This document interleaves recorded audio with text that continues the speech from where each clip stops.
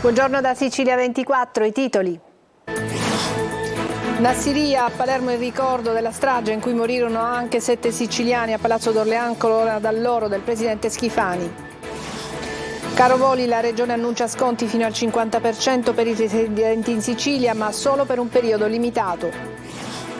Ospedali a rischio, sempre meno medici, reparti in via di smantellamento, proteste a Sciacca e nelle Madonie. L'assurda morte di Chiara, travolta sulle strisce pedonali a Catania. Oggi l'autopsia, indagati i 2 conducenti che l'hanno investita. Per evitare altri incidenti il comune ricostruirà il sovrappasso pedonale in viale Andrea Doria. Catania per 2 giorni capitale dei tatuaggi con la Tattoo Convention che raccoglie 150 artisti di tutto il mondo. Calcio, il Catania torna in campo domani a Cerignola. A guidare la squadra ci sarà Zeoli, in attesa di capire se Lucarelli accetterà la nuova proposta formulata dal Catania.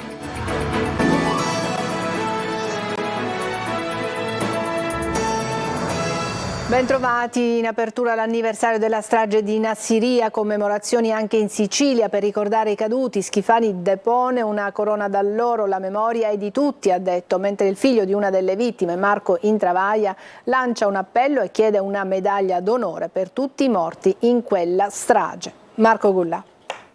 Stamane alle ore 8:40 ora italiana c'è stato in Iraq un attacco contro i nostri soldati che sono lì in missione di pace. Domani saranno passati 20 anni da una strage che sconvolse e ferì l'Italia. Nassiriya, Iraq, uno dei più gravi attacchi all'esercito italiano che ha spezzato 28 vite, 19 italiani morti. Vite sacrificate nel segno dell'impegno e del coraggio per onorare i valori della libertà.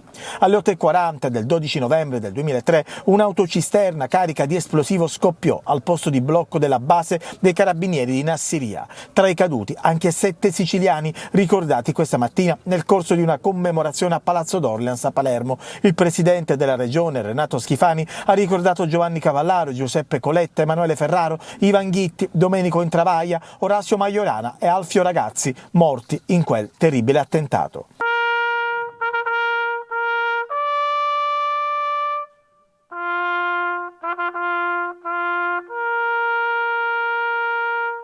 All'Assemblea regionale siciliana anche una messa in onore dei caduti. Una giornata doverosa, è un segno di rispetto, riteniamo che la memoria sia l'unico strumento per poter in qualche modo rendere vivo il sacrificio che i militari e tutte le forze hanno speso, hanno messo in campo, e sono felice dell'iniziativa che è stata sposata sia dal Presidente della Regione sia dai parlamentari regionali. A lanciare un appello a 20 anni dalla strage anche Marco Intravaglia, figlio del vice brigadiere di Monreale Domenico, una delle vittime. Lancia un appello a Mattarella, Meloni e Crosetto affinché vogliano, dopo 20 anni, concedere alla memoria dei caduti di Nassiriya la medaglia d'oro a valor militare, dice Intravaglia.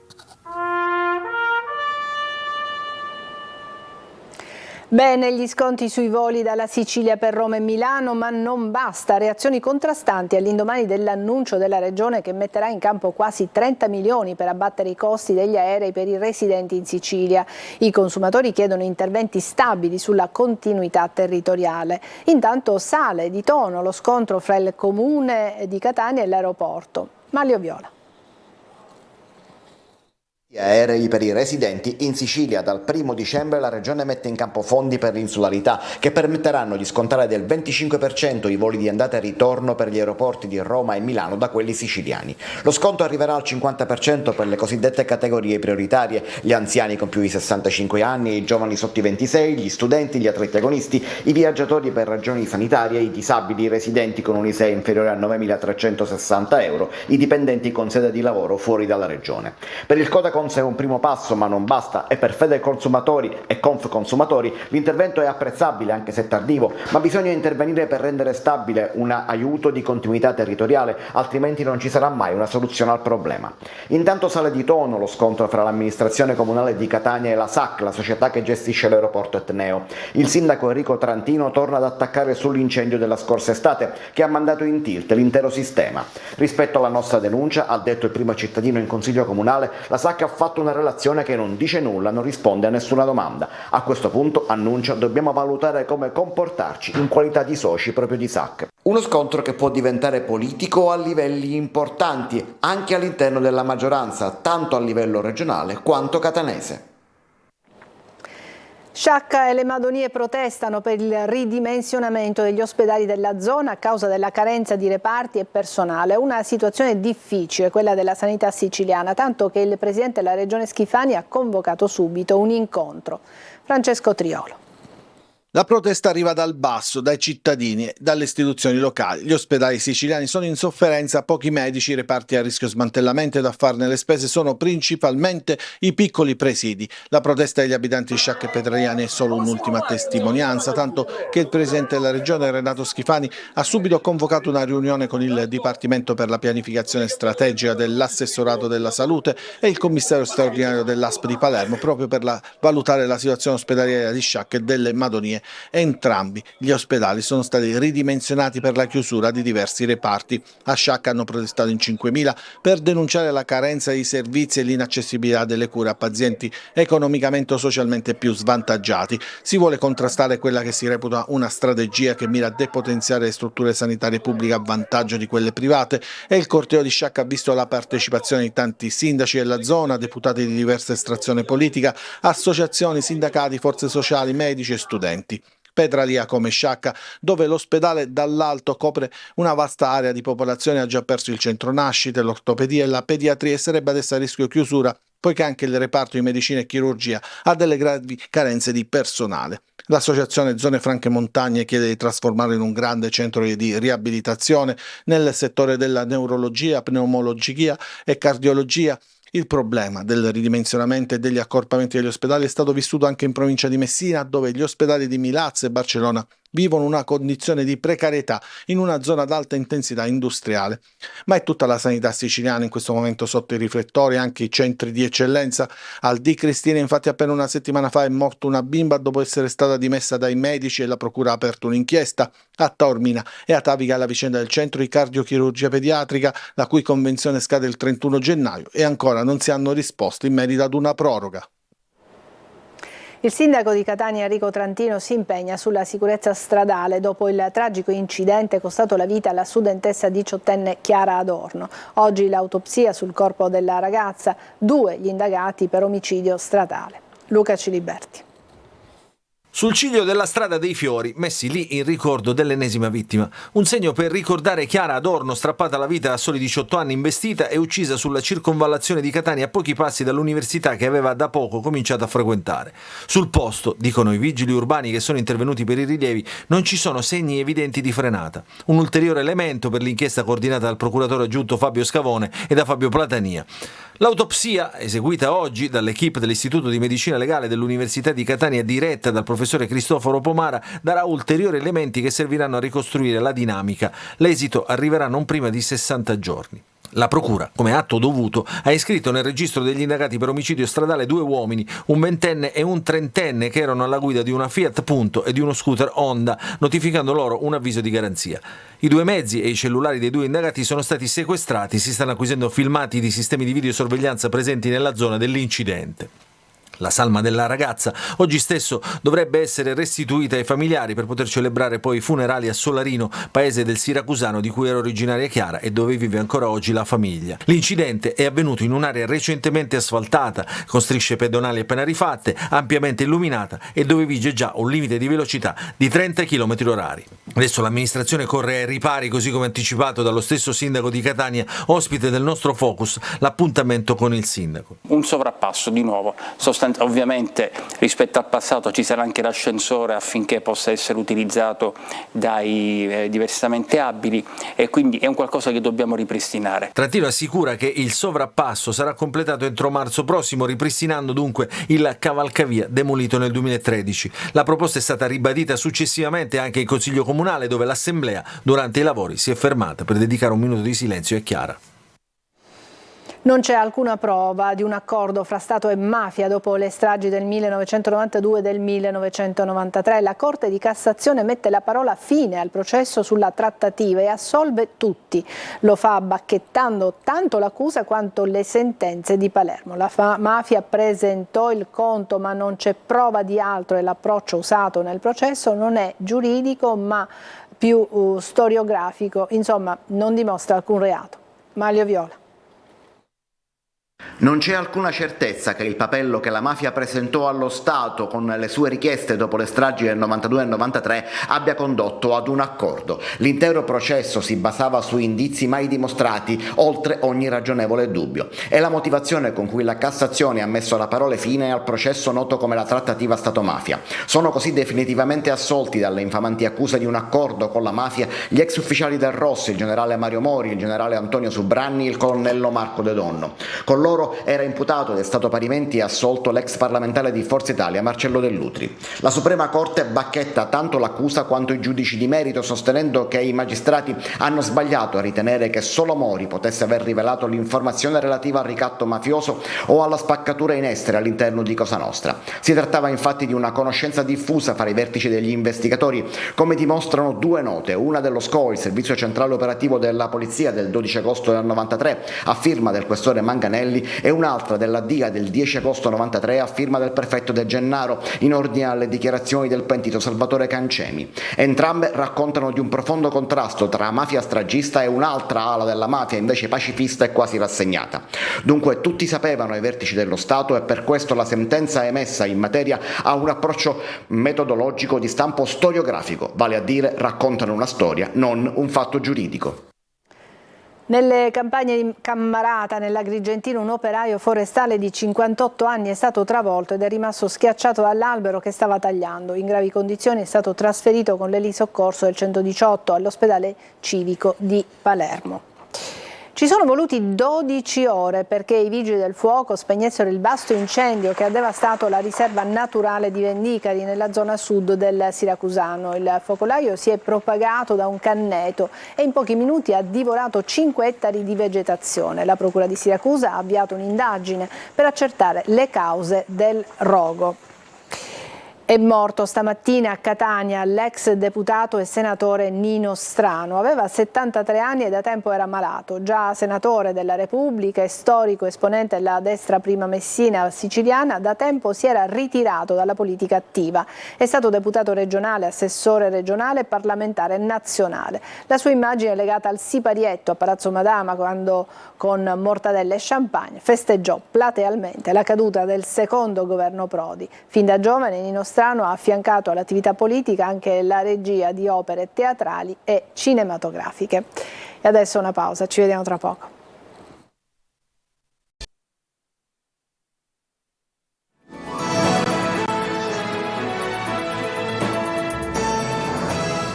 Seconda parte di Sicilia 24, 150 artisti provenienti da tutto il mondo si sono dati appuntamento a Catania, che per 2 giorni diventa capitale dei tatuaggi con la Tattoo Convention. E c'è una curiosità, l'Italia è il paese più tatuato al mondo. Lorena Dolci. Questo tatuaggio qui cosa significa, quest'occhio? È una geometria sacra. Mai pentita di un tatuaggio? No. Sono lontani i giorni del delfino e della semplice farfallina. I tatuaggi, quel marchio di fabbrica così diffuso, assorbe e rincorre le mode tra tribal, anime, street art. Tutto un mondo di tecniche e di stili che per 2 giorni riempie l'ex palazzo di ghiaccio di Catania, che risuona del ronzio delle macchinette. Al momento sto facendo dei contorni neri, poi sarà tutto in bianco e nero.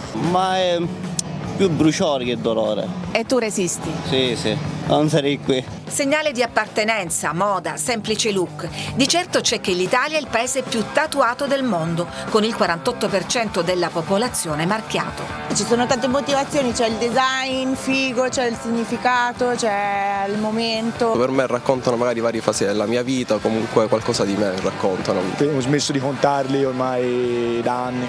Ad animare la convention anche il contest di moto customizzate, spettacoli di burlesque e di musica dal vivo, starring la leggenda del rock, quel Glenn Matlock, fondatore dei Sex Pistols, che si dice ancora oggi arrabbiato, ma alla sua età in modo diverso. I'm still angry. Ciononostante continua ad essere indignato e controcorrente verso le attuali decisioni che vengono prese dall'establishment. Oggi come ieri il corpo in mostra, ogni centimetro una tela cucita sulla pelle. Il più doloroso non me lo posso fare vedere perché è quello sulla pancia e quello sul fianco. Il dolore c'è sempre, forse è anche il bello del tatuaggio.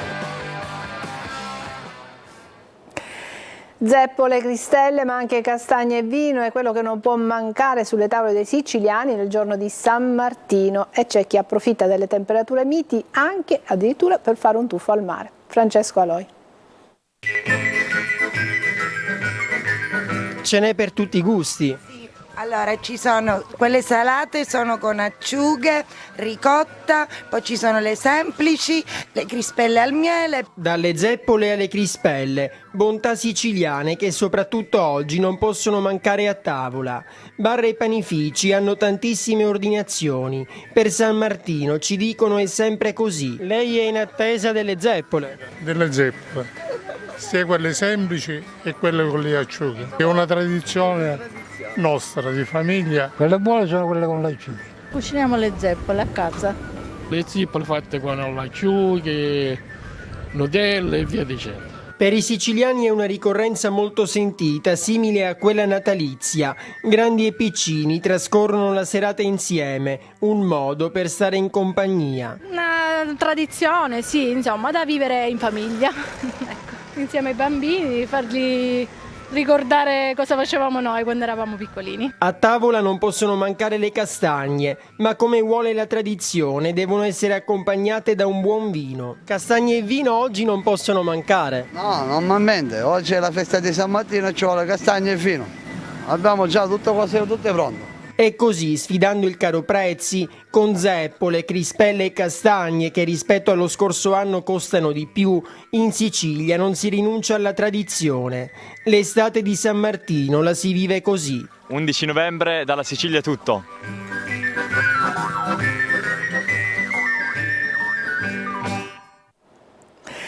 Adesso una breve pausa e poi l'ampia pagina dedicata al calcio. Domani tutte le siciliane sono impegnate, ma vedremo anche cosa sta accadendo in casa Catania. A tra poco.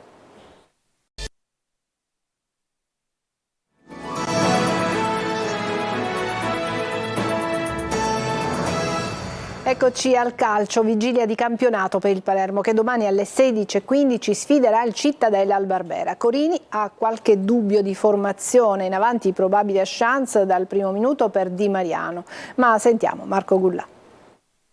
La vittoria contro il Brescia ha ridato morale e ha permesso al Palermo di tornare a galla, ma le prime due in classifica, Parma e Venezia, corrono forte. Ecco perché i rosanero non possono permettersi altre fermate. Domani al Barbera contro il Cittadella l'imperativo è ancora quello di vincere senza se e senza ma. Il gioco non convince, ma il Palermo in questo preciso momento del campionato deve solo pensare a correre e a non perdere terreno verso le prime due. In vista del match di domani potrebbe tornare titolare Francesco Di Mariano, il numero 10 palermitano, ha già giocato uno spezzone di gara contro il Brescia mercoledì scorso. Corini sarebbe tentato a schierarlo dall'inizio e lasciare ancora una volta in panchina Roberto Insigne. Mancuso è invece favorito su Valente per completare il tridente offensivo assieme a Brunori, che resta spesso isolato in avanti. A centrocampo pochi dubbi, si va verso la conferma di Stulaz assieme a Koulibaly e Gomez. Marconi in difesa prenderà il posto dell'infortunato Ceccaroni. Cittadella che galleggia a metà classifica, formazione sempre solida e che può mettere in difficoltà chiunque. Al Barbera domani lo start è alle 16:15.